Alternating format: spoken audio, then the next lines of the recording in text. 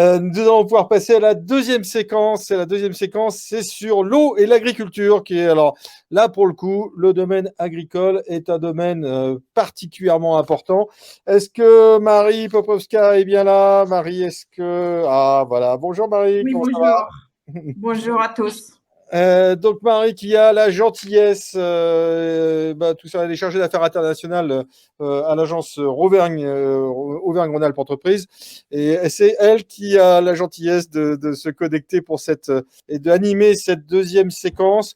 Eau, agriculture, c'est vraiment le problème en Afrique, et donc là, je pense qu'on va tous être à l'écoute avec de nombreuses entreprises.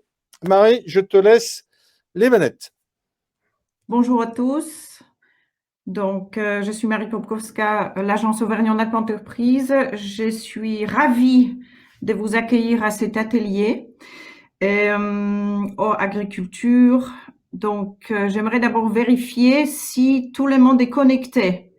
Est-ce que j'ai tout notre public qui est connecté? Je vérifie avec la régie. Donc, Alain, très bien. Est-ce que tous nos intervenants sont connectés aussi, puisque je n'ai pas la visibilité? Est-ce qu'on peut commencer? Alain? Oui, très bien. Donc, rebonjour. Comme vous le savez tous, plus de 90% de la population de Sahel est composée d'agriculteurs. Ils sont en demande des solutions pour produire, pour arroser, pour conserver leur culture. Et donc aujourd'hui, on sait qu'il y a beaucoup de solutions qui existent sur le marché, mais les modèles économiques ne sont pas toujours fiables. On cherche les solutions et technologiques et économiques pour répondre au mieux aux besoins des agriculteurs. Et donc, cet atelier consistera essentiellement à présenter un nombre de solutions proposées par les entreprises françaises. Mais tout d'abord, on va commencer par une présentation d'une collectivité sahélienne. C'est la région de Koulikoro, avec une vidéo de Monsieur Noum Sanogo, qui est conseiller technique spécialisé dans les énergies renouvelables, et qui va commencer à être projeté.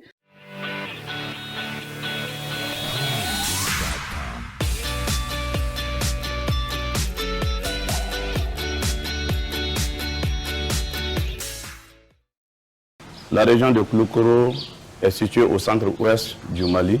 C'est la deuxième région administrative. Elle couvre une superficie de 90 120 km² pour une population de plus de 3 millions d'habitants.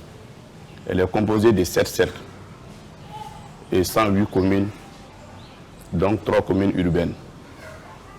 La région de Koulikoro est une région avec une économie essentiellement rurale qui se repose sur l'agriculture pluviale. À cette dépendance aux aléas climatiques s'ajoute l'insuffisance des infrastructures de développement et les coûts élevés des énergies renouvelables, ainsi que du transport. Notre ambition est d'investir dans les énergies renouvelables pour booster l'économie de la région et faire face aux obstacles du développement de notre région.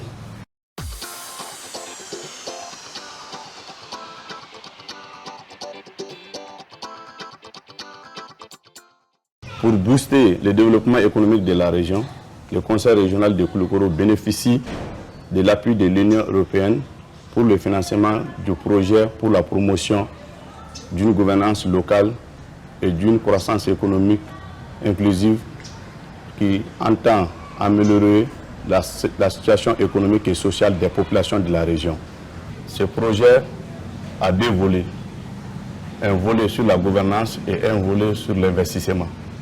Par rapport à l'investissement, nous comptons réaliser des infrastructures structurantes et productives. Deux infrastructures sont en cours de réalisation. Il s'agit du marché à bétail drôle dans la commune rurale de Kambila, celle de Kati, et de l'alimentation de cette infrastructure en eau et en électricité. Pour la réalisation de ces infrastructures, le Conseil régional a scindé en 2 lots. Le premier lot qui consiste à la réalisation des infrastructures est composé d'un parc à bovins, d'un parc à ovins et de l'espace marchand pour la vente et l'exposition des produits maraîchers. Pour le second lot, c'est l'alimentation de toutes ces infrastructures en eau et en électricité. Et pour la réalisation de ces infrastructures en eau, le Conseil régional a priorisé l'énergie solaire pour la réalisation du forage et ainsi que l'implantation de 40 lampadaires autonomes solaires. Pour pouvoir réaliser toutes ces infrastructures, le Conseil régional a fait appel aux entreprises sélectionnées à cet effet pour la réalisation de toutes ces infrastructures.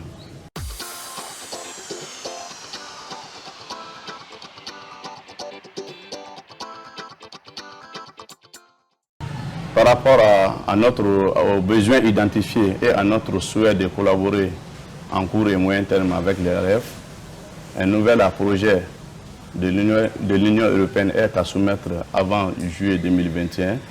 Pour cela, le Conseil régional entend répondre pour améliorer les infrastructures déjà réalisées au niveau du marché DRAL et également faire face à un autre projet qui est l'aménagement d'un espace économique pour la promotion des filières agricoles à Kati.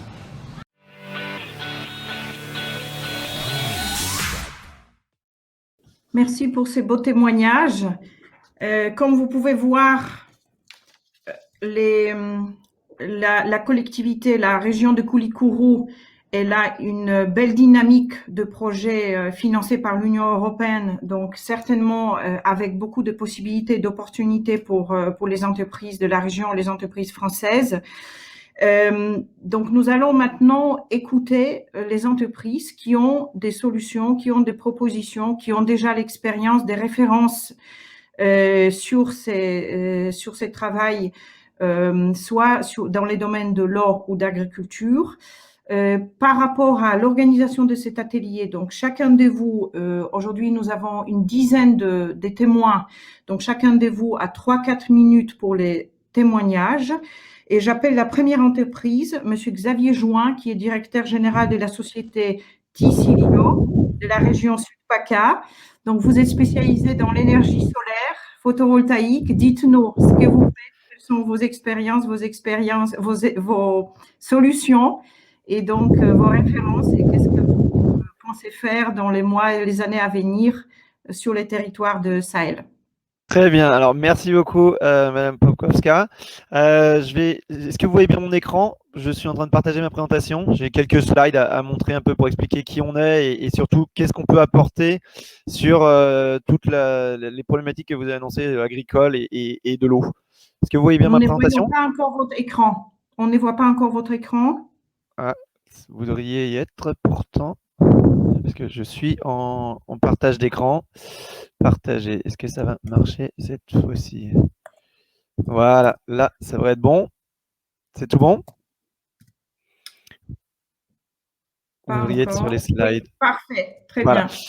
Très bien. Alors, tout d'abord, merci beaucoup. J'en profite pour confirmer ce que vous avez dit quand vous avez dit qu'il y avait des financements Union européenne dans la région de Koulikoro, puisque la photo que vous voyez là sur le point en bas à gauche, c'est une centrale qu'on a installée à Koulikoro, donc dans la préfecture de la région de Koulikoro, pour la mission de formation de l'Union européenne dans la région.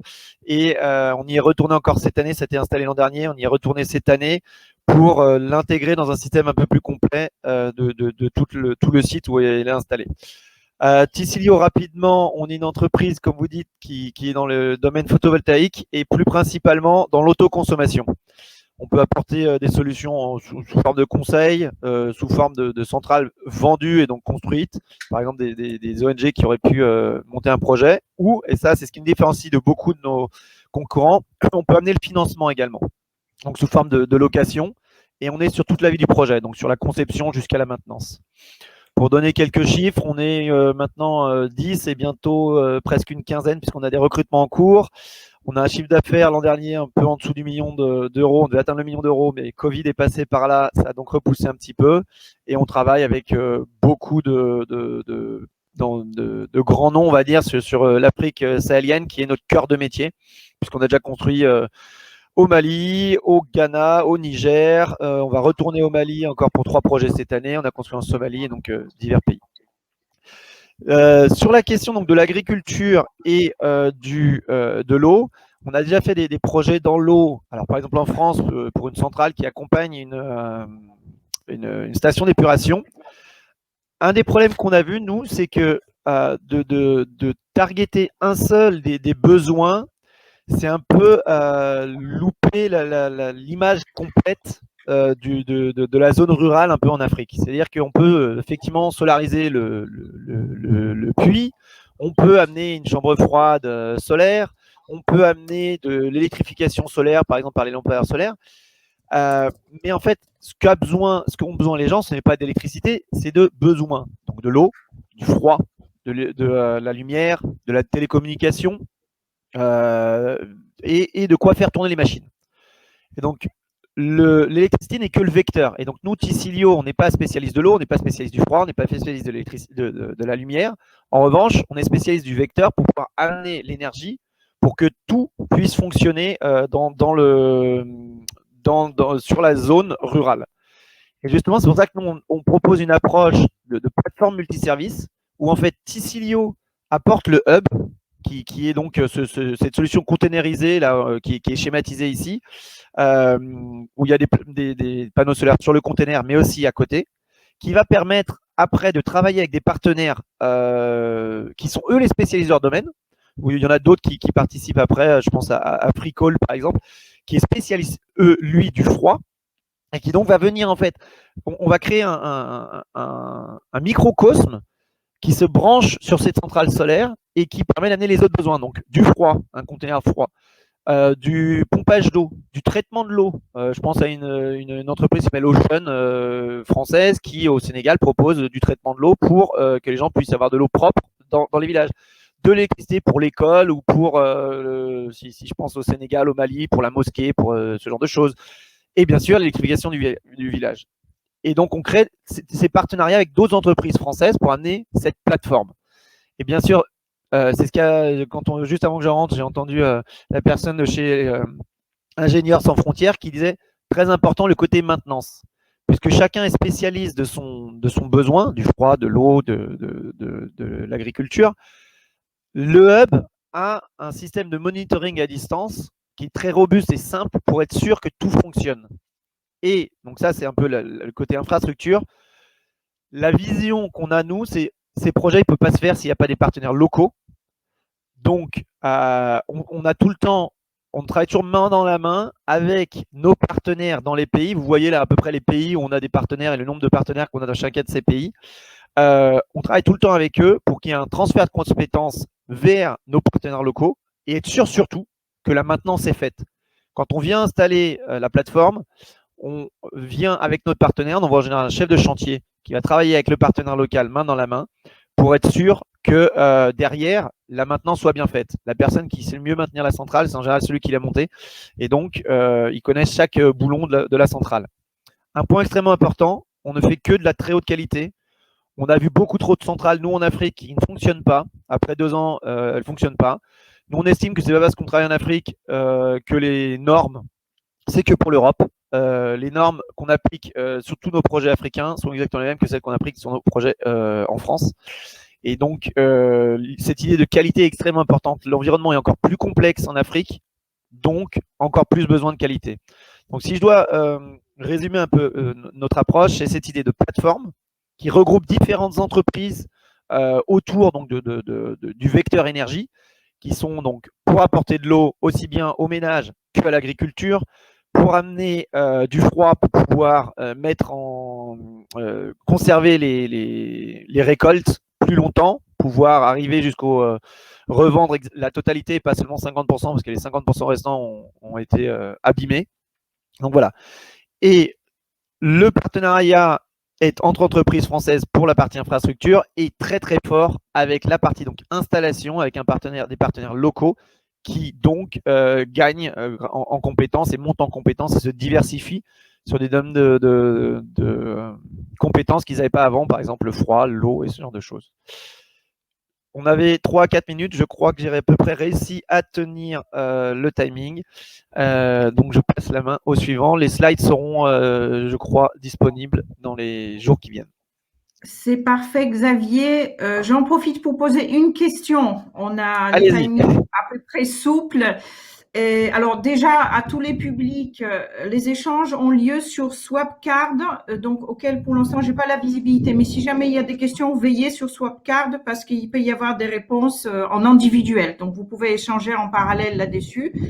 Et avec votre expérience, quels sont les modes de financement que vous trouvez les plus efficaces? Pour le moment, sur ce domaine de la plateforme multiservice, malheureusement, il n'y a pas encore un business model qui est viable seul. On est obligé d'avoir de la subvention. Le but, c'est de pouvoir réduire de plus en plus cette subvention. Et donc, ce qu'on propose en général, c'est d'avoir une partie de subvention qui va venir payer au moins toute la partie investissement et qu'en fait, on arrive à mettre en place un système viable de financement au moins de toute la partie maintenance. C'est-à-dire que typiquement sur l'eau, de l'eau propre, nettoyée, les familles peuvent acheter ça par bidon de 10 litres. C'est une eau qui est propre, qui est donc buvable, qui ne va pas être utilisée pour le reste. Sur tout ce qui est électricité, pareil, on peut venir recharger son téléphone portable, sa radio, enfin toutes les choses rechargeables. On paye quelques centaines de francs CFA pour pouvoir l'avoir. Donc, une grosse partie de ces services sont payés par les consommateurs. Pour l'instant, c'est absolument impossible dans le business model actuel d'arriver à payer également l'investissement. Ça ne veut pas dire qu'à l'avenir, on ne sera pas capable de réduire de plus en plus la part subvention pour que les cash flows, enfin les gains réalisés dans le village, enfin dans la zone, puissent payer non seulement la partie OPEX, enfin frais opérationnels, mais également prendre en part, rembourser une partie en fait de l'investissement. Et donc là, on retomberait dans la logique dont je parlais au début de location, c'est-à-dire en fait, Ticilio aurait une partie de l'investissement payé par de la subvention et une partie que Ticilio mettrait à risque et se ferait rembourser petit à petit en fait par ses achats de services. Très bien, donc voilà merci à peu près pour ce cette qu'on voit réponse entre... très claire. C'est très bien et très instructif pour les autres entreprises qui vous écoutent. Vous avez parlé du froid solaire, donc je passe tout de suite la parole au suivant interlocuteur, c'est Monsieur Jean-Pierre Merle de Dalkia. Dalkia Froid Solutions, bonjour Jean-Pierre, donc dites-nous. Bonjour. Et je me permets juste de dire que il y a juste 2 semaines, j'ai eu l'occasion de visiter vos installations en Côte d'Ivoire. Donc, effectivement, j'ai pu voir en vrai le prototype. Donc, vous allez nous en parler. À vous la parole. Merci. Bonjour à toutes et tous. Je suis donc Jean-Pierre Merle en charge du développement. Comme cela a été largement évoqué précédemment, l'énergie, c'est une affaire effectivement collective. Alors aujourd'hui, mon propos est de présenter les 2 sociétés qui travaillent sur l'Afrique de l'Ouest, Conergy Group, une entreprise qui est basée en Afrique de l'Ouest, et Dalkia Froid Solutions, entreprise française qui conjugue leurs énergies humaines, pour mieux vous servir, pour servir les collectivités, les entreprises et toutes les parties prenantes sociales. Depuis 2019, nous alternons effectivement ensemble. Dalkia Froid Solutions sont 1300 collaboratrices et collaborateurs, 60 agences, 110 ans d'existence en France, et Conergy sont 2 entités, l'une au Mali, RICA, 30 personnes, et l'autre en Côte d'Ivoire, de 130 hommes et femmes qui œuvrent sur ce territoire depuis plus de 35 ans. Nos réalisations, effectivement, couvrent toute l'Afrique de l'Ouest, du Nigeria jusqu'au Sénégal.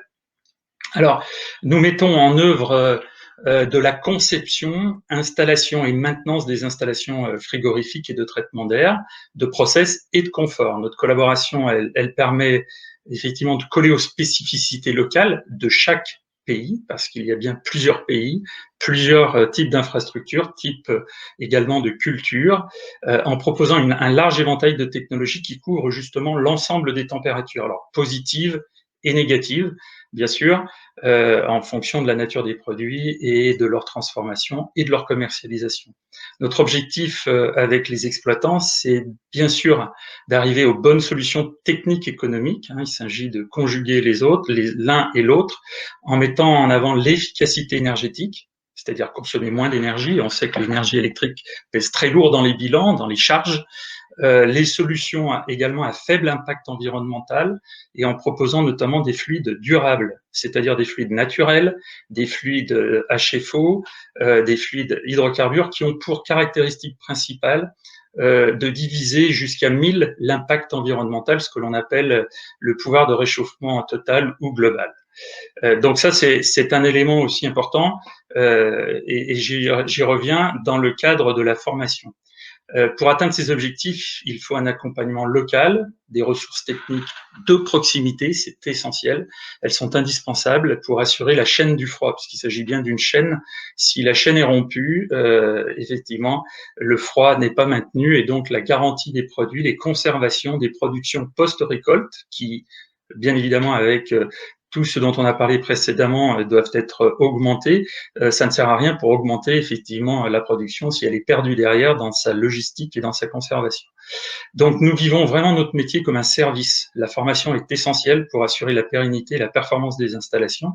Et puis également, surtout pour garder les talents dans les territoires, garder les talents dans les pays parce qu'ils sont nombreux, les techniciens, et c'est eux qui, avant tout, en conjuguant une présence locale et également la digitalisation qui nous permet aujourd'hui de dialoguer, que l'on arrive à maintenir et développer les installations.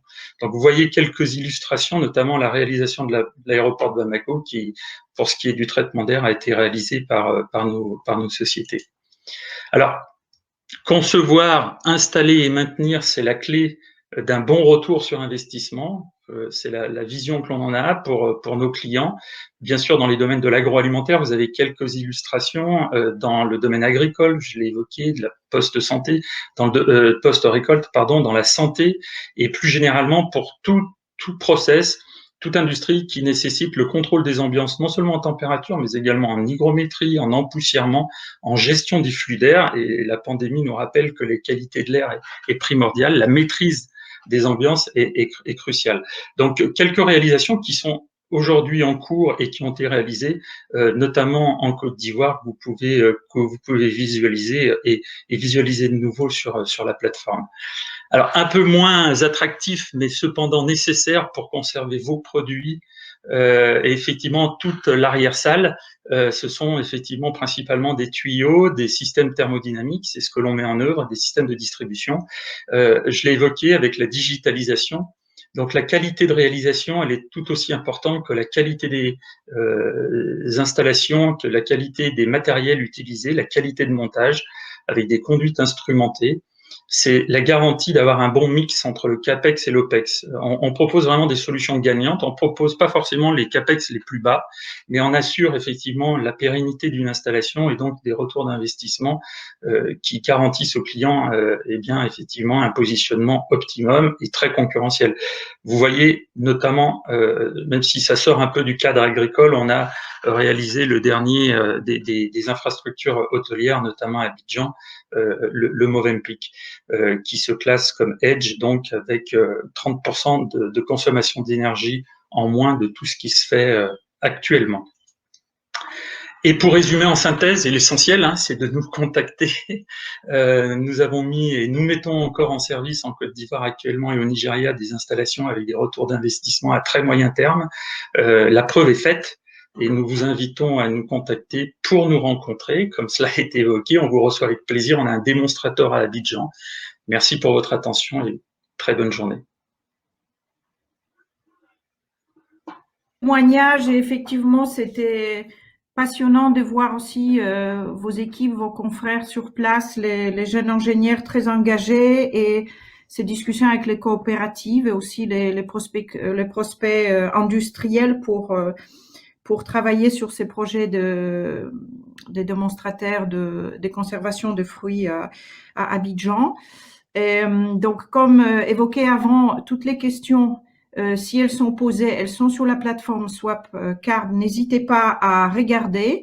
Le prochain intervenant n'a pas pu se joindre à nous. Néanmoins, il nous a fait parvenir une vidéo. Donc, c'est les bureaux d'études ABN, Engineering Consulting, avec le témoignage de Monsieur Nabil Abid, qui est le président de cette entreprise. Donc, je vous remercie de passer cette vidéo. Bonjour à tous. Je voudrais tout d'abord vous remercier de m'offrir cette opportunité de vous parler des solutions de réfrigération et de traitement d'air déployées par ABN en Afrique et ailleurs. Hippocrate disait que ta nourriture soit ton médicament et ton médicament ta nourriture. C'est une devise qui date de 2500 ans et toujours valable aujourd'hui. Pour réaliser nos projets, on s'appuie sur un triptyque qu'on appelle les 3 C. Confiance, compétence, compétitivité. Tout ça pour concevoir et installer des solutions durables et pérennes. Notre métier, c'est écouter d'abord pour pouvoir réaliser des études, vous conseiller, concevoir des installations, les qualifier et assurer la maintenance pour avoir des installations durables. Les solutions que nous déployons s'étalent sur une échelle de température entre -50 et +50. Oui, on peut faire de la chaleur sur des installations frigorifiques en faisant de la récupération et pour économiser de l'énergie. Et l'axe des ordonnées, c'est la qualité de l'air, où on peut aller jusqu'à de l'ISO 5 quand il s'agit de conception, d'installation de salles blanches pour l'industrie pharmaceutique. Pour revenir aux températures très basses ou des températures de réfrigération ou de congélation, ça peut être effectivement à destination des éleveurs, des coopératives, pour les besoins de conservation de produits agricoles. Ça peut être pour des abattoirs de volailles clé en main, ça peut être pour des stations de transformation de fruits et légumes, ça peut être pour des laiteries, pour des fromageries, etc. Nos fluides privilégiés, on va rester concentré sur les 2 premières lignes qui sont l'ammoniac et le CO2, 2 fluides naturels qui sont les seuls qui n'impactent pas notre planète ni en termes d'indice de réchauffement planétaire, ni en termes d'effet sur la couche d'ozone. Et les calendriers de réduction, voire d'arrêt de production des fluides frigorigènes nous le rappellent pour tendre de plus en plus vers ces 2 seuls fluides naturels à chaque fois que c'est possible. Toujours en restant dans des énergies renouvelables, notre solar cooler, ce sont tout simplement des chambres froides autonomes, solaires, pour la préservation et la conservation de vos produits alimentaires et des capacités bien sûr très très variables qui peuvent aller de 50-60 mètres cubes à plusieurs centaines. Et la spécificité, c'est simplement, ce sont des solutions avec du stockage de froid, mais pas de stockage d'électricité dans les batteries, avec une autonomie qui peut aller à plusieurs jours par manque de soleil. Et bien sûr, si le soleil est là, on peut avoir une conservation de plusieurs semaines, voire plusieurs mois. On parle de la journée d'énergie. ABN a mis en ligne une plateforme d'optimisation énergétique qui permet à tous ceux qui ont des installations frigorifiques de faire un autodiagnostic gratuit en ligne pour calculer le potentiel d'économie d'énergie qu'on pourrait réaliser sur leur installation frigorifique. Nos secteurs d'activité, l'agroalimentaire, la pharmacie, l'automobile, l'aéronautique, et on voit rapidement quelques photos. Là, il s'agit d'une laiterie qui traite 200 000 litres de lait par jour. Là, il s'agit d'une salle blanche de 2000 mètres carrés. Et là, il s'agit d'une industrie automobile qui fabrique des tissus où ABN a réalisé la climatisation à température et hygrométrie contrôlée, quelles que soient les conditions extérieures, bien sûr.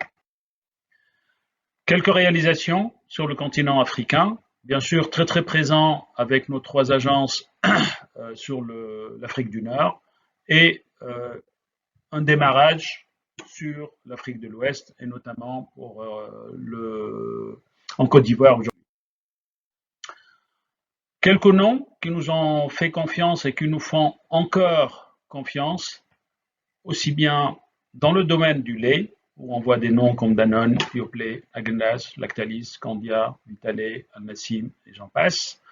Dans le domaine pharmaceutique, des gens comme Macopharma, Bioservice, Care, Garnier, Unimed. Dans les boissons, comme Coca-Cola, Crown, Sodia.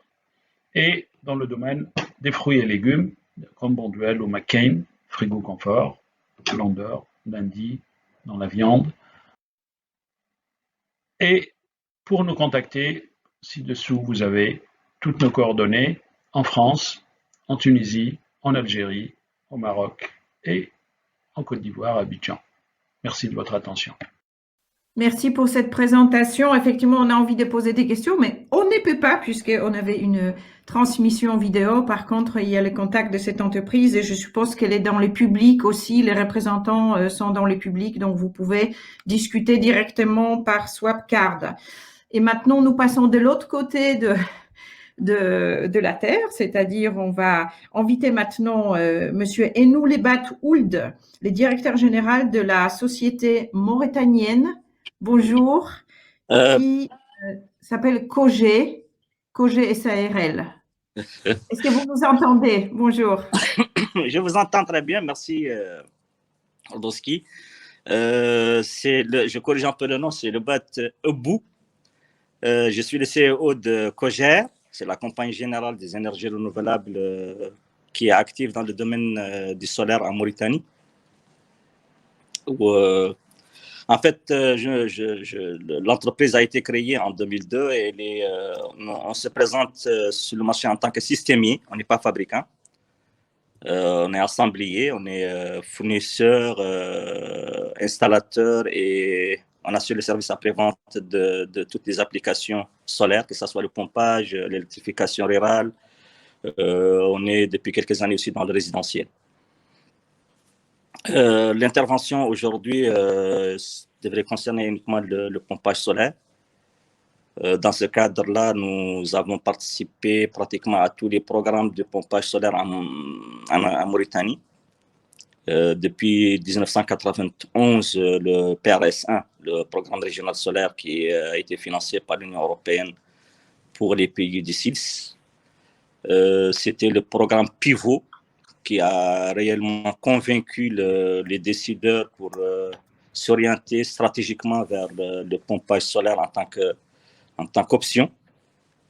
Si bien qu'aujourd'hui, pratiquement tout ce qui est pompé en Mauritanie, il est fait soit exclusivement, soit en hybridation avec les groupes diesel.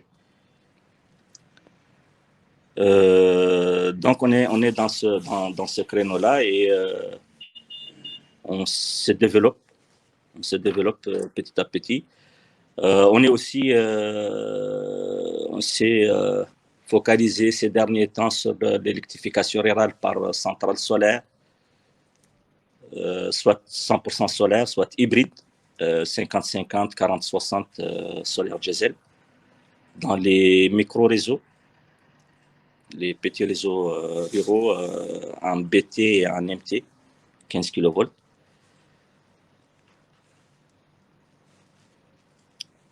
Nous avons des clients aussi variés que l'Union européenne, le FADES, la Banque mondiale, l'AFD aussi, la BID, et bien sûr les partenaires bilatéraux, la coopération allemande, la coopération française, la coopération japonaise, la coopération espagnole.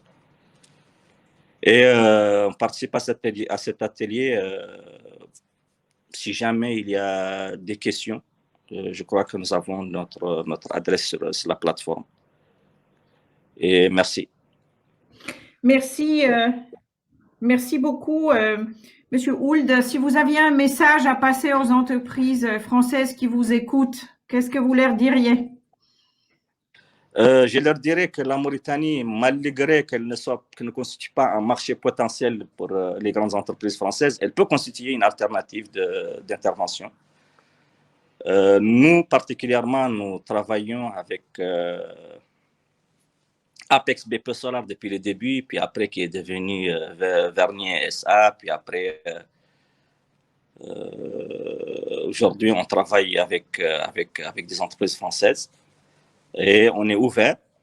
La Mauritanie peut constituer un marché potentiel pour les entreprises françaises parce on sait qu'il y a déjà la qualité, mais vous savez, il y a une rude concurrence des entreprises européennes qui se joue aujourd'hui avec les entreprises asiatiques comme indiennes ou chinoises.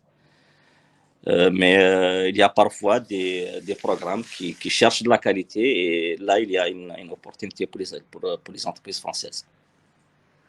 Merci beaucoup pour ces beaux témoignages et ces messages importants, je pense, pour nous, les Français. Et j'invite maintenant Monsieur Salifou Bengali, le directeur général de la société Synergie. Alors, nous changeons le pays et nous sommes maintenant au Mali. Monsieur Bengali. Bonjour, chers participants. Moi, c'est Salifou Bengali, je suis le directeur de Synergie SA. Synergie est une société malienne qui a été créée il y a une vingtaine d'années, précisément en 1998. Nous évoluons dans les domaines des adductions d'eau, des réseaux électriques, et une spécialisation aussi qui est les feux de signalisation. Et présentement, Synergie a une trentaine d'agents permanents. Ça, c'est avec la crise. Avant la crise, c'était à peu près une 59 personnes. Donc, mais avec la crise est passée par là et donc nous étions contraints de diminuer l'effectif. Donc, nos activités, comme je l'ai dit tantôt, c'est les adductions d'eau. Les adductions d'eau, on les fait avec comme source d'énergie, l'énergie solaire, et les groupes électrogènes et souvent les systèmes hybrides. Et nous évoluons aussi, nous avons un département aussi réseau électrique.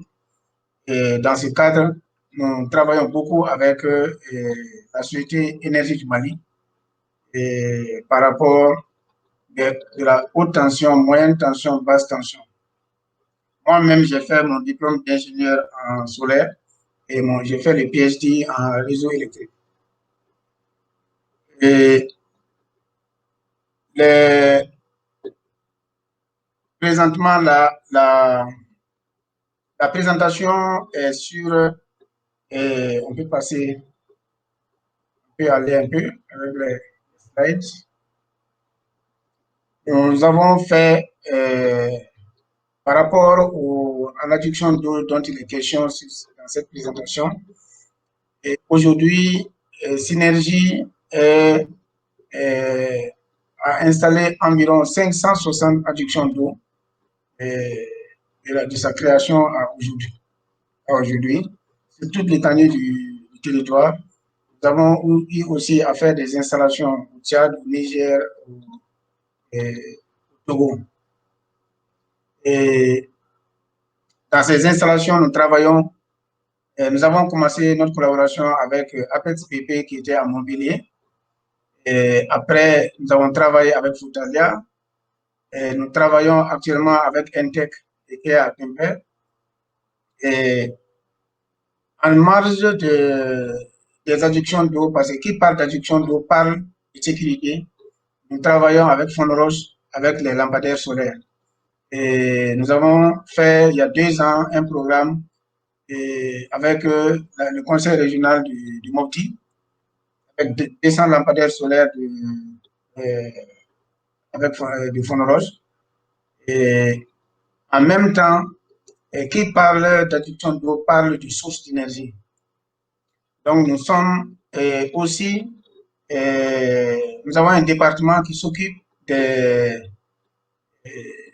mini-grids, c'est-à-dire que des centrales hybrides et qui non seulement électrifient le village, mais qui donnent qui servent de source d'énergie aussi pour les systèmes d'adduction d'eau.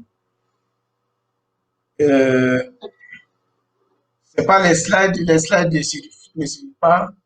Nous avons fait dans la présentation quelques expériences avec l'Union européenne. Nous avons fait 21 centres, ça c'est le PRS2, dans la région du Mopti, les systèmes d'adduction d'eau solaire. Et nous avons fait une longue expérience avec la KfW, KfW 1, 25 centres dans la région de Caille, KfW 2, 14 centres toujours dans la région de Caille. Et nous avons fait un autre programme avec l'AFD, 6 centres entre Koulikoro, la région de Koulikoro et la région du Caille. Toutes ces installations, c'était des installations hybrides solaires groupe. Parce que il arrive certains moments de l'année où, pendant l'hivernage, on a besoin d'eau la nuit et ici, il n'y a pas d'eau. Les groupes, on met en action les groupes. Donc, la population utilise aussi ces groupes pour faire l'électrification de certaines parties de la ville. Donc, et un point fort des systèmes d'adduction d'eau, c'est vraiment les services après-vente. Parce que si on installe une technologie en brousse, si elle n'est pas maintenue, s'il n'y a pas de technicien prêt, ça peut poser des problèmes et on va revenir en arrière. Donc, dès 1999, nous avons mis un réseau en place à travers tout le Mali. C'est-à-dire que nous avons recruté, non pas recruté, mais sélectionné des artisans qui étaient déjà dans les différentes régions. Nous les avons formés depuis 1999 et nous continuons à les former, à faire la mise à niveau parce que la technologie évolue. Donc, dans chaque région où nous évoluons, nous avons 2 techniciens qui sont toujours associés avec nos équipes d'installation pour assurer les services après-vente de près. Donc, c'est ce qui fait que c'est le premier maillot de maintenance. Quand il y a un problème, c'est eux qui sont directement contactés parce qu'ils sont à côté. Dans les cas où ils n'arrivent pas, donc ils font recours à la division maintenance de Bamako. Donc, ça c'est très très important parce que tout projet où il n'y a pas un système de service après-vente, c'est voué à l'échec. Donc, c'est pour cela que nous avons mis ce système qui marche très bien et qui fait que nos installations sont vraiment surveillées de près et ça dure aussi. Donc, maintenant, par rapport, je voulais juste dire, nous, présentement, nous travaillons beaucoup avec les sociétés françaises parce que depuis 1998, nous avons des liens avec des sociétés françaises avec lesquelles on continue de travailler. C'est-à-dire que, et présentement, nous sommes en train de faire des centrales hybrides avec Entec. Ça fait 11 centrales hybrides avec l'agence Lamadère au Mali. Et nous sommes en train de faire aussi des centrales avec la coopération allemande, la GIZ, toujours avec Entec. Nous sommes en partenariat avec Phonoros par rapport aux lampadaires solaires. Donc, bref, la coopération va très bien et nous demandons toujours l'expertise française. Nous avons le savoir-faire au Mali et ensemble, nous pouvons vraiment apporter quelque chose dans nos régions, au Mali. C'est vrai qu'il y a l'insécurité, mais ça ne peut pas, si on s'arrête aussi, il n'y aura pas de développement. Merci. Merci beaucoup. Merci, Monsieur Bengali. On est désolé de devoir avancer puisque les échanges devraient se poursuivre encore un peu plus longuement, mais pour cela, vous allez échanger en dehors de cet atelier avec tous les intervenants et les entreprises. Maintenant, j'appelle Monsieur Christian Sebron, le directeur du développement de l'entreprise Occitane, Coldinov. J'ai vu que vous travaillez sur les froids thermochimiques et donc que vous venez d'être labellisé par la Fondation Solar Impulse. Dites-nous tout ce que vous faites. Oui, bonjour. Merci pour cette invitation. Je ne sais pas si le PowerPoint peut être installé par Alan. Ça va être fait. Parfait. Merci beaucoup. Donc aujourd'hui, oui, la société Coldinov, mais aujourd'hui, ça c'est la société Fricol qui va être mise en avant pour la partie Afrique. La société Coldinov, effectivement, c'est une innovation de rupture majeure qui vient d'être labellisée par Solar Impulse et qui a reçu plusieurs prix. Donc, concernant Fricol pour l'Afrique, qui est le sujet aujourd'hui, donc c'est une société qui existe depuis 2008 et qui est implantée à Toulouse et qui est essentiellement axée sur le froid solaire, le petit froid solaire, avec une large gamme de produits, depuis les petits réfrigérateurs, congélateurs pour les ménages, pour le grand public, mais surtout pour ce qui nous intéresse aujourd'hui, plus la partie axée vraiment vers l'agriculture, le maraîchage, l'élevage, avec des chambres froides, système innovant de conteneurs et également des tanks à lait qui correspondent beaucoup aux besoins de toute l'Afrique francophone subsaharienne pour la collecte et la préservation des denrées périssables. Donc, je veux bien le slide suivant.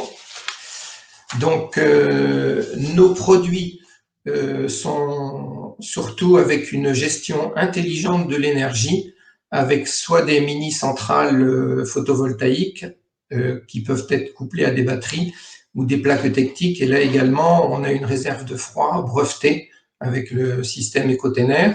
C'est un système qui est rustique et robuste, qui peut être livré préchargé, précablé, soit également démontable, donc transportable facilement, et surtout pour la chambre froide container qui, elle, peut être déplacée en fonction des besoins ou des récoltes.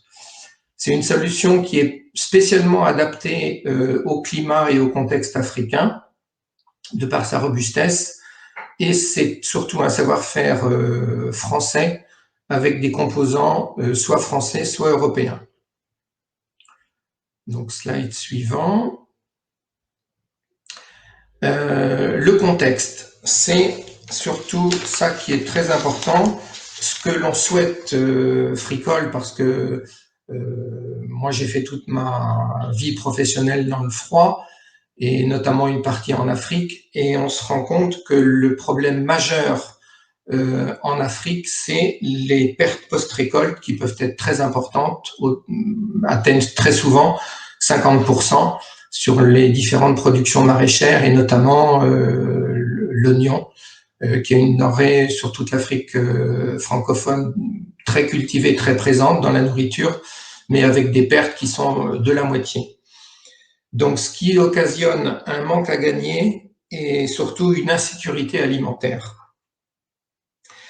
Alors que, effectivement, l'ensoleillement est exceptionnel et présent partout sur le continent, ce qui permet d'avoir une alimentation en énergie, alors que l'électricité, elle, est très peu présente, moins de 20%, dès qu'on est sur les lieux de production maraîchère, agricole ou production laitière. Donc, c'est impossible d'utiliser la réfrigération classique à l'électricité, et en plus, ce sont des coûts d'exploitation qui sont très souvent insupportables. Et il y a nombre d'installations qui ont été frigorifiques, qui ont été installées par la coopération, différentes coopérations étrangères, mais qui ne fonctionnent plus parce que le coût électrique, en fait, est trop lourd à supporter pour les exploitants. et surtout cette réfrigération solaire permet de lutter et est en ligne avec les objectifs de développement durable, et notamment l'objectif ODD 1 et 2, qui sont l'autonomie alimentaire et l'accès à l'énergie. Donc, slide suivant.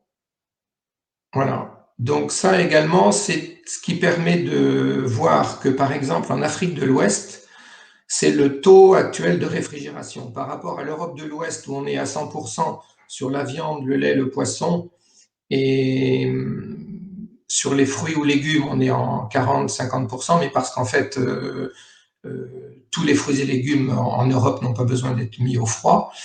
Mais on se rend compte que sur l'Afrique de l'Ouest, on est à 5, 20, 5, 10 simplement de taux de couverture de chambres froides. Donc le marché, le besoin est absolument immense, et quand on met à côté en parallèle le taux de perte post-récolte, on se rend compte qu'effectivement, tout est à faire sur les équipements, à mettre en place des équipements pour sécuriser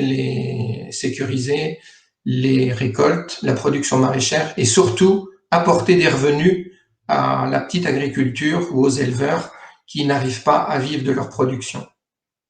Donc c'est beaucoup de gaspillage alimentaire, mais gaspillage d'eau, gaspillage d'intrants, gaspillage de semences qui ne servent à rien puisqu'on a 50% de pertes.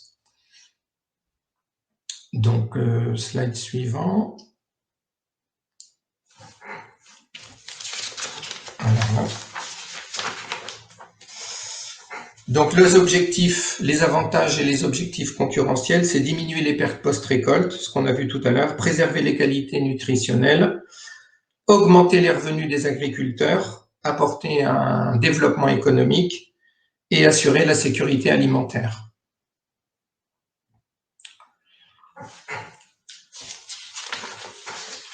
Slide suivant. Alors, les financements, c'est toujours le problème majeur. Donc, il y a un atelier ce soir dans l'après-midi, j'ai vu. Les financements qu'on arrive à obtenir, c'est surtout avec des ONG ou avec le PNUD ou avec des grands organismes, parce que malheureusement, une coopérative maraîchère ou des producteurs qui auraient besoin de chambres froides ont beaucoup de mal et ont très peu accès au financement, alors que si elles pouvaient acquérir ces outils de réfrigération et de stockage et de conservation des denrées périssables, elles arrivent à le financer intégralement en 2 ans ou 3 ans maximum, parce que le fait d'éviter les pertes post-récolte et de pouvoir vendre ce qui est perdu et gaspillé et qui pourrit, ce supplément-là de vente permettrait et permet, puisqu'on a déjà des exemples qui existent, permet de pouvoir supporter un financement même aux taux actuels qui existent en Afrique. Donc le problème majeur, c'est de passer par des collectivités. Donc il y a beaucoup de collectivités qui sont présentes dans cette journée, ou des organismes de financement qui pourraient s'y intéresser, parce que c'est le problème majeur pour apporter la sécurité alimentaire dont l'Afrique a besoin. Voilà, je vous remercie. Monsieur Cesbron. Merci beaucoup, Monsieur Cesbron. Et malheureusement, maintenant, il nous reste très peu de temps, donc pas possible de poser des questions. Par contre, j'appelle tout de suite donc les 2 ONG. Donc la première qui va nous rejoindre, c'est Sylvie Ouda de l'ONG ADOS, Ardèche Drôme Ourossogua, Sénégal, qui va faire un témoignage, si possible, un peu plus court. On s'en excuse, pour passer ensuite la parole à Nitidae. Je vous en prie. Je vous remercie beaucoup de cette invitation. Je remercie l'Association internationale des régions francophones pour l'organisation de ces rencontres Africa, qui nous donne l'occasion à la fois de nous présenter et puis de présenter spécifiquement un projet qu'on mène actuellement à Dagana au Sénégal. Donc ADOS, c'est une association créée en 1985 qui a donc une très longue expérience de travail au Sénégal, en particulier en collaboration avec les collectivités sénégalaises, puisque nous intervenons souvent en tant qu'opérateurs de coopération décentralisée pour des collectivités françaises qui, par manque de moyens, souhaitent déléguer leur coopération à une association comme la nôtre et auprès de qui nous rendons compte, nous leur donnons les outils de pilotage du projet. Et par ailleurs, nous sommes aussi, en tant qu'ONG, porteurs de nos propres projets. Donc, comme je vous le disais, nous démarrons un nouveau projet dans le département de Dagana à la suite d'un appel à projet conjoint entre l'Agence de l'eau Rhône-Méditerranée-Corse et la région Auvergne-Rhône-Alpes sur la thématique eau-assainissement. Nous démarrons ce projet à la suite à la fois d'un travail interne de développement d'une stratégie d'extension de l'association sur d'autres territoires, mais aussi à la demande de partenaires locaux. Pourquoi on est arrivé dans le département de Dagana, qui n'est pas notre zone d'origine d'intervention? C'est parce que nous avons souhaité pouvoir étendre nos actions sur le long du fleuve Sénégal. Et par ailleurs, on a rencontré une collectivité qui était déjà structurée, qui portait une politique publique locale en matière d'accès à l'eau potable et à assainissement, qui avait un plan de développement pour ce secteur-là spécifique, ce qui est pour nous, en tant qu'ONG, important de pouvoir s'appuyer sur des acteurs locaux qui ont défini des stratégies, qui ont une vision de développement de leur secteur d'activité ou de leur champ de compétences. Et puis, par ailleurs, c'est vrai qu'on avait déjà mis un pied, il y a assez longtemps, dans le département de Dagana. Donc, c'est un projet qui s'appelle RENSEAD, renforcement du secteur de l'eau-assainissement dans le département de Dagana. Donc, c'est un projet qu'on porte ensemble avec la collectivité, donc le conseil départemental de Dagana, mais aussi en partenariat avec une entreprise rhône-alpine, iséroise plus particulièrement, l'entreprise Surtech, puisqu'on a 3 piliers de travail. Un pilier d'infrastructure avec des travaux de réhabilitation, d'extension de réseau, dans le département de Dagana. Et la particularité est qu'il y a un mix énergétique, car nous sommes souvent sur des sites isolés. Là où nous intervenons sur ce projet-là, c'est sur des îlots du fleuve Sénégal, donc on n'a pas d'accès à l'énergie directe. Donc on a une problématique de coupler la production d'eau à un système solaire qui a pu exister, mais qui est aujourd'hui défaillant. Donc Surtech, qui est une entreprise spécialisée sur l'accès à l'énergie dans des sites isolés, nous fait des propositions, va travailler d'abord à une phase de diagnostic pour identifier les besoins d'équipement, de réhabilitation, pour ensuite travailler avec nous à l'équipement de ces réseaux. On a tout un volet, évidemment, de formation, d'accompagnement des acteurs locaux à comprendre les enjeux autour de la gestion du service de l'eau, mais aussi de ce pack énergétique qui sera proposé, parce que l'une des réflexions vers laquelle on tend, c'est de pas seulement proposer de l'énergie solaire pour la production de l'eau, mais créer un kiosque de services autour de cette activité solaire, puisqu'on est dans des zones où l'accès à l'énergie est compliqué. Donc, on veut pouvoir proposer un panel de services autour de cet équipement solaire qui sera installé.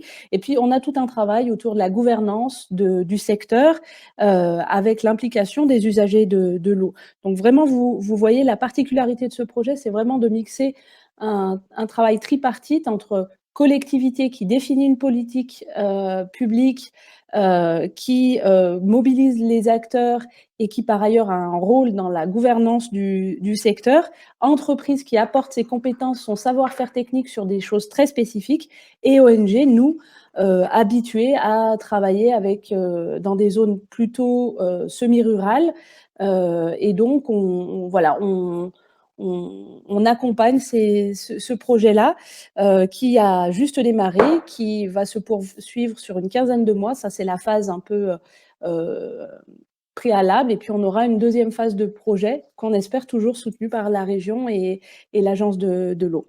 Voilà un petit peu ce que je pouvais vous dire de manière assez synthétique sur le projet. Je vous remercie beaucoup. Merci beaucoup, Sylvie. Merci beaucoup, Sylvie. Entre-temps, j'ai eu des consignes un peu rassurantes que nous disposons de quelques instants encore. Donc, puisque nous avons encore 2 intervenants, nous pouvons prendre notre temps pour leur donner la parole. J'appelle maintenant Étienne Perrier, qui est chargé de projet énergie à l'ONG Nitidae, qui a aussi des beaux projets à partager. Non, ce n'est pas Étienne, c'est Non, ce n'est Julia. pas Étienne, c'est sa Julia, collègue, pardon. Julia, Bon, je vous et en prie. voilà. Je vous en Je prie. le remplace. Et j'allais me dire si j'arrive à... D'accord, très bien. Ok, donc merci pour cette opportunité de nous présenter. Et Nitide est en effet une ONG et je vais surtout présenter les activités de son département énergie. Et parce qu'on ne fait pas que de l'accès à l'énergie comme vous le verrez, mais du coup, je vais présenter surtout les actions liées à l'accès à l'énergie qu'on mène à travers nos projets, nos interventions avec le secteur privé. Et pour commencer, Nitide, c'est une ONG de droit français qui a des bureaux parsemés dans plusieurs pays africains, dont la Côte d'Ivoire, le Madagascar, Mozambique, Burkina Faso, Mali et plus récemment le Sénégal. On est plus de 100 collaborateurs et dans tous ces pays et même d'autres parce que le Bénin aussi est venu s'ajouter. Et en gros, ce que nous faisons, c'est de mener et de concevoir des actions qui rejoignent la préservation de l'environnement dans les pays du Sud, donc c'est surtout en Afrique, et le renforcement des économies locales. C'est une approche de développement économique, mais toujours en lien et compatible avec la conservation environnementale. Donc, dedans, il y a des actions de préservation des forêts et des écosystèmes, du renforcement des chaînes de valeur agricoles pour permettre de tirer le maximum de bénéfices de toutes ces chaînes de valeur tropicales, dont le cacao qu'on voit ici, mais il y a aussi le karité, l'anacarde, etc. Et puis, ce pôle énergie qui est chargé d'améliorer l'efficacité énergétique des processus de transformation de ces matières. Julie, est-ce que vous m'entendez? Excusez-nous juste, est-ce que vous pouvez parler un tout petit peu plus fort, puisqu'on vous entend un tout petit peu? Très bien. Est-ce que comme ça, vous m'entendez mieux? Très bien, c'est mieux. Merci. D'accord. J'ai mis mon micro juste à côté. Ça marche. D'accord, donc juste pour récapituler, on est sur 3 domaines d'intervention. Comme dit, il y a un qui est très lié à l'agriculture et les marchés, donc vraiment, il s'agit de vraiment dynamiser les filières pour qu'elles soient compétitives, mais que ça reste toujours respectueux avec l'environnement. Donc il y a du volet maraîchage dedans, mais aussi à la promotion des filières nouvelles et qui ont un potentiel et des valeurs ajoutées à l'export, etc. Il y a le domaine d'intervention forêt et conservation, toujours lié aussi aux activités économiques des populations autour de ces zones. Et finalement, donc très lié aussi à ces deux piliers, il y a le pilier bioénergie, déchets, parce qu'on se rend compte que la biomasse, si vous le voulez, elle est partout dans nos activités, et elle est aussi un peu l'énergie du pauvre, entre guillemets, et puis il y a des gisements très grands de cette biomasse qui sont souvent inexploités et qui pourraient justement subvenir aux besoins de ces populations. Donc, je vais maintenant faire un petit focus sur cette expertise. Nous sommes une équipe actuellement de 8 personnes et dans l'équipe énergie et déchets. Et l'objectif, comme je disais, c'est de donner accès à une énergie alternative propre et rentable pour les populations, et donc de stimuler le développement économique local et d'être compatible ensuite avec une réduction de la déforestation, parce que c'est ce qu'on cherche aussi à la base. Et nos axes plus définis d'intervention, c'est l'amélioration des techniques d'utilisation du bois énergie, donc la promotion des foyers améliorés, surtout au niveau du secteur productif, comme on le verra plus tard, la production améliorée des charbons, et justement parce que ça a un impact justement sur la ressource bois. On travaille aussi, on a mené des projets de biogaz et des valorisations des déchets. D'accord. Et donc, voilà pour les 3 axes d'intervention, amélioration des techniques d'utilisation du bois énergie, production de biogaz aussi et la valorisation des déchets. Et la plupart des techniques qu'on met en œuvre font partie d'une logique que nous, on appelle agrovaleur, qui est, et je la présente ici, et j'espère qu'on la voit. Et donc, la thématique agrovaleur ou l'initiative agrovaleur consiste à valoriser énergétiquement les déchets issus des procédés de transformation agricole. Donc, de l'agro-industrie, que ce soit à petite échelle ou grande échelle. Et là-dedans, on a plusieurs technologies développées en interne par Nitide depuis plusieurs années, dont la technologie H2CP, qui consiste à un four de pyrolyse, qui permet de valoriser les coques de noix de cajou, appelées aussi anacardes, les coques d'anacarde, et qui pourront être valorisées en énergie thermique pour les besoins de l'industrie. Les usines d'anacarde ayant besoin de grandes quantités de vapeur, mais aussi d'autres industries de transformation, comme vous le voyez, et parce qu'il y a aussi l'industrie de la mangue qui peut utiliser ces fours à pyrolyse, et même les huileries ou l'industrie du karité. Même d'autres industries non alimentaires et nous font des demandes d'intervention. Et le four à pyrolyse a l'avantage justement d'utiliser un déchet qui est assez complexe à valoriser, qui est la coque d'anacarde, et on pourrait aussi envisager de valoriser d'autres déchets dans ce four à pyrolyse. Mais on ne fait pas seulement la promotion de ce four à pyrolyse, mais bien d'autres technologies qui sont efficientes et qui sont appropriées au secteur productif et agroalimentaire. Et j'allais maintenant présenter le projet AgroValor, qui est un projet assez phare, assez exemplaire de ce qu'on fait, parce qu'on travaille sur 3 filières différentes, la filière anacarde, et la filière karité et la filière manioc.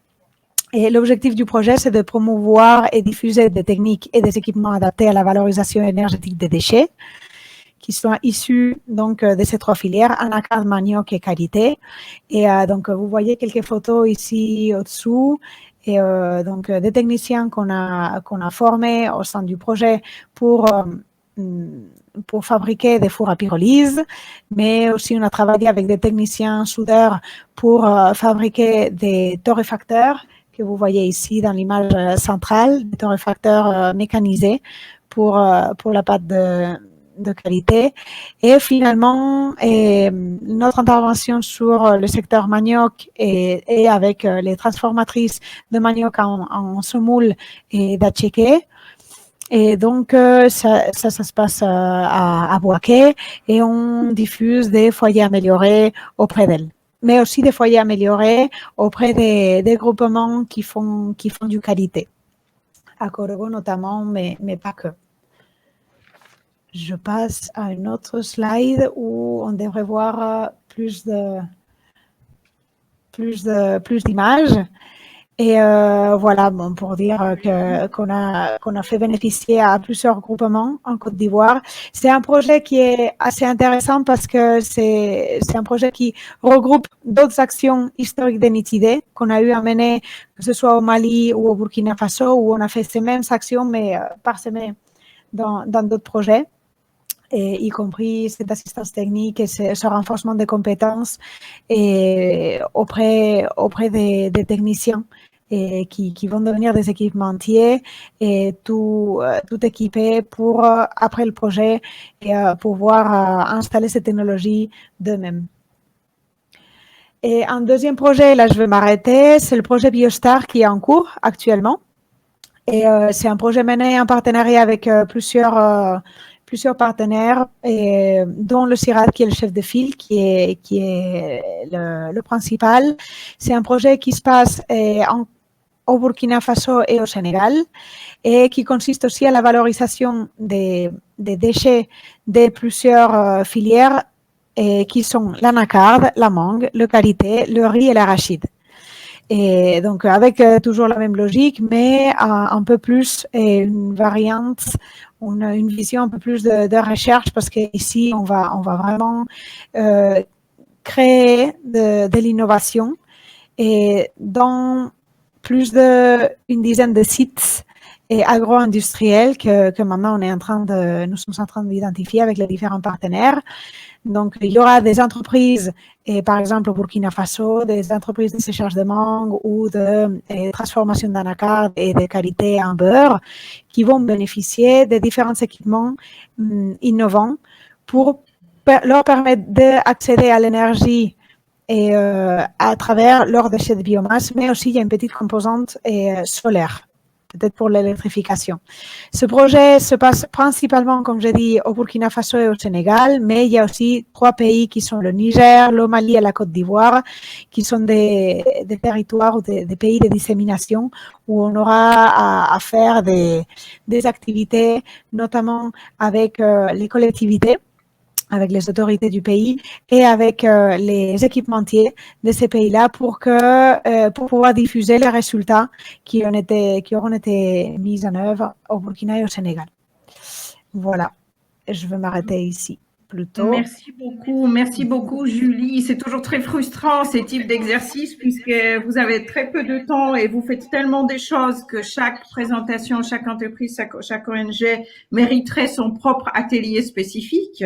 Mais c'est pour ça que vous avez aussi le temps à échanger entre-temps. Et donc là, nous avons encore un intervenant peut-être, c'est Hervé Souti, le président de la société Tergis. En l'occurrence, il n'est pas là. Donc, on va clôturer cet atelier. Moi, je vous remercie à tous pour votre participation.